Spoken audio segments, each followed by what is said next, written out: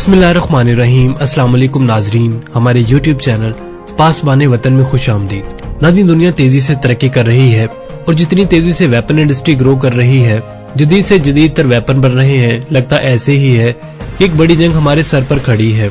रूस ने रिसेंटली एक नया ड्रोन अनरिवील किया है जो कि एक नए कॉन्सेप्ट का फाइटर ड्रोन है। रूस का ये ड्रोन ग्रोम कॉम्बैट ड्रोन है जो कि रूस ने लॉयल विंग मैन के तौर पर बनाया है। Loyal wing man drone upcoming ऐसे ड्रोन है जो 5th और 6th जनरेशन फाइटर जेट्स के साथ इनके साथ मिलकर काम करेंगे या ये समझ ले कि जंग में 6th जनरेशन फाइटर जेट की मदद करेंगे। रशिया ने भी इसी टाइप का एक ड्रोन बनाया है। ये ड्रोन रूस की कॉन्सिडेंट कंपनी ने बनाया है और दिलचस्प बात ये है कि इसी कंपनी ने इसी नाम से पहले भी एक ड्रोन अनवील किया था।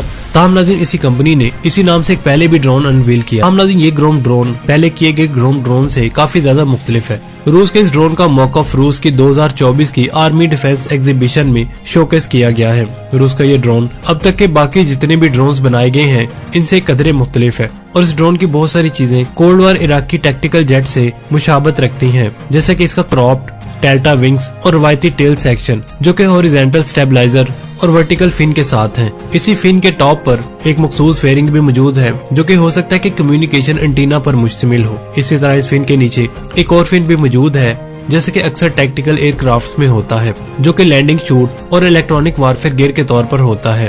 नज़ीर, इस ड्रोन को पावर देने के लिए इसमें टर्बोफैन इंजन है। इसकी एग्जॉस्ट नोजल भी वैसी है जैसे कि फाइटर जेट्स में होती है। इस इंजन के ऊपर वाली साइड पर एक छोटे ट्रेपेजॉइडल शेप में एक एयर इनटेक भी मौजूद है जो कि फाइटर जेट में फ्यूल लार्ज के नीचे या फिर साइड्स पर होती हैं। नाज़रीन, इसी तरह के एयर इनटेक वाले ड्रोन रूस सोवियत एरा में भी बना चुका है जो कि TU-141 और TU-143 है।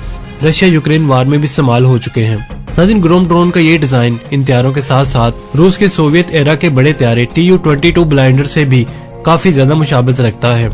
ये बॉम्ब एरो के सुपरसोनिक टेस्ट बेड डिजाइन से भी मुआसलत रखता है। रिपोर्ट्स के मुताबिक इस ड्रोन में AI-222 to shaft turbofan engine इस्तेमाल किया जाएगा जो कि ऑलरेडी रूस के यॉक 130 और चीन के JL-10 में भी इस्तेमाल हो रहा है। और सोर्सेज का ये भी कहना है कि इसमें RD-33 ये इससे रिलेटेड RD-93 इंजन भी इस्तेमाल किया जा सकता है जो कि MiG-29 और पाकिस्तान के JF-17 थंडर में भी इस्तेमाल हो रहा है। और नाज़रीन, ज्यादा चांस इन्हीं लास्ट 2 इंजन के इस्तेमाल करने के हैं। इस ड्रोन की सबसे खास बात इसका वेपन बे है।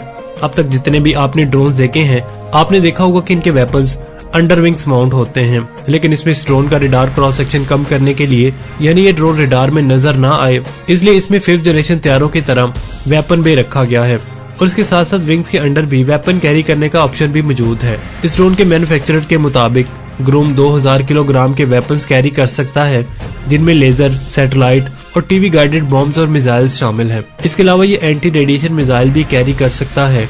ये अपने विंग्स में 4 मिसाइल कैरी कर सकता है। इसके गाइडेड और अनगाइडेड बॉम्ब्स और मिसाइल्स में 100, 250 और 500 किलोग्राम के वेपन्स होंगे और जो एंटी रेडिएशन मिसाइल से कैरी कर सकेगा वो भी इस मौकफ के साथ दिखाया गया है जो कि K-58 एंटी रेडिएशन मिसाइल है। नाज़रीन, ये मिसाइल इस वक्त यूक्रेन वार में भी इस्तेमाल किया जा रहा है।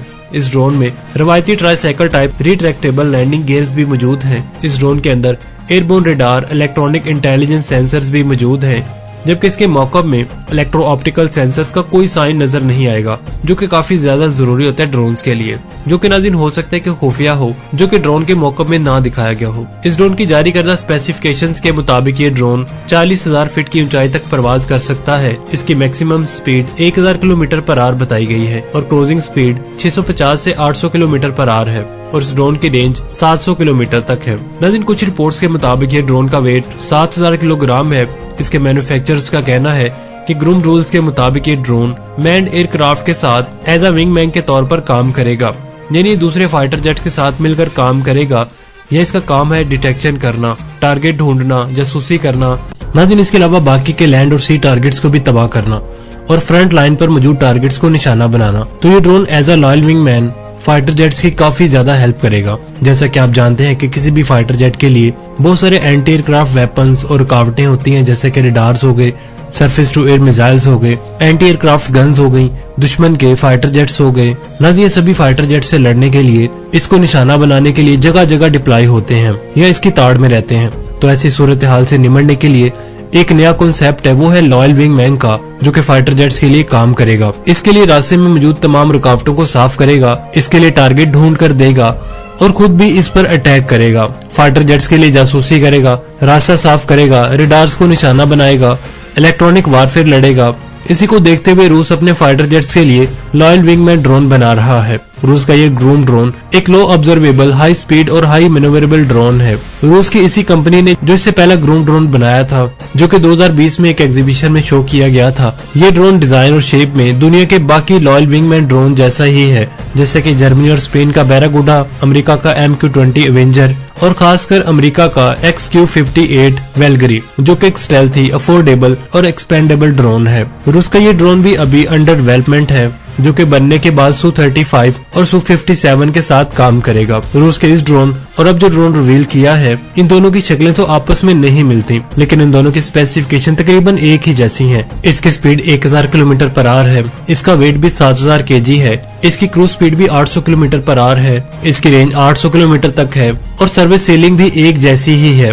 नाज़रीन, कई ममालिक लॉयल विंगमैन ड्रोन बना रहे हैं, लेकिन ये अभी फुली ऑपरेशनल नहीं किए गए, ये इन पर अभी भी टेस्ट जारी हैं। इस टेक्नोलॉजी पर अमेरिका, ऑस्ट्रेलिया, जर्मनी, चीन, जापान, रूस, साउथ कोरिया, यूके और इंडिया भी काम कर रहा है और इनमें से उसी का विंगमैन ड्रोन सबसे ज्यादा खतरनाक, एक्टिव और चालाक होगा, जिसमें आर्टिफिशियल इंटेलिजेंस का इस्तेमाल किया जाएगा। और अगर इस टेक्नोलॉजी में पाकिस्तान की बात की जाए तो पाकिस्तान भी सोया नहीं हुआ। पाकिस्तान भी प्रोजेक्ट अज़म के तहत लॉयल विंगमैन ड्रोन बनाने का अज़म रखता है और इसके लिए एक प्रोग्राम भी प्रपोज किया गया था, जिसके तहत 2 लॉयल विंगमैन ड्रोन बनाए जाएंगे। एक का नाम वफादार 1 और दूसरे का नाम वफादार 2 होगा। वफादार 1 पहला स्टेप होगा, जो कि इस टेक्नोलॉजी के लिए टेस्ट बेड के तौर पर काम करेगा और निस्बतन कम रिस्क और लो कॉस्ट होगा। वफादार 1 की कामयाबी के बाद इसको कंप्लीट कर लेने के बाद वफादार 2 प्रोग्राम पर भी काम शुरू किया जाएगा। वफादार 2 वफादार 1 की निस्बत बड़ा, मोर कैपेबल और ज्यादा एक्सपेंसिव होगा और ये दोनों पाकिस्तान एयरफोर्स के साथ साथ इंटरनेशनल मार्केट में भी पेश किए जाएंगे।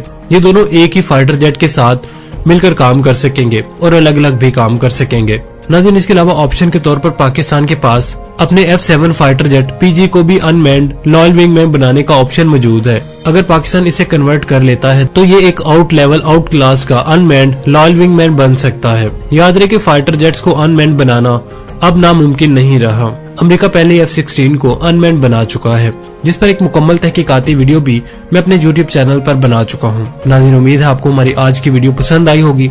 अगर पसंद आई तो इसे लाइक और शेयर करने के साथ साथ कमेंट सेक्शन में पाक फौज से मोहब्बत की शक्ल में पाक फौज जिंदाबाद का नारा कमेंट जरूर कीजिएगा। मिलते हैं नेक्स्ट वीडियो के साथ, तब तक के लिए हमें इजाजत दीजिए। अल्लाह निगहबान।